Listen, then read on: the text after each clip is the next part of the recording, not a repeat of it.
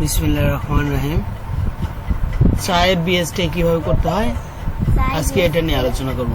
Install ফাইলটা open করে নেই, সবকিছু লিখে রাখছি ভিডিওটা ছোট করার জন্য। উপাদানটা বসাই নেই, নং, উৎপাদন তারিখ, মেয়াদ উত্তীর্ণ তারিখ, সর্বোচ্চ খুচরা বিক্রয় মূল্য আগের মতোই। আচ্ছা, বিএসটি লোগোটা স্ট্যান্ডার্ড সম্পূর্ণ লোগো।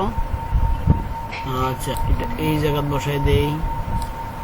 এস এবং আইএসও 3720 এই কথাটা থাকতে হবে, প্রস্তুতকারক হবে না।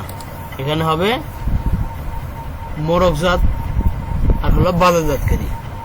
মোড়কজাতকারক সায়েম ফুড প্রোডাক্ট, বাদুরতলা সদর, রংপুর।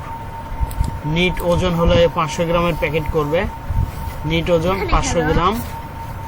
ছোট হাতের বি, বিটা হলো কি মোড়কজাতের একটা লোগো, হবে না কিন্তু কোনো প্রকার হালাল খাঁটি কোনো পার্সেন্ট এগুলো দেওয়া যাবে না।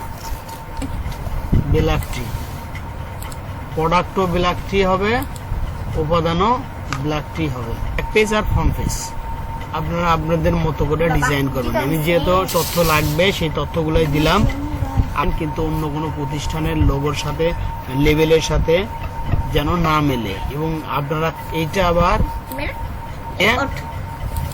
অবশ্যই জমা দেবেন না, কারণ প্রথমে সিলিন্ডার করলে আপনার খরচ এবং পরিশ্রম দুটাই বিফলে যাবে।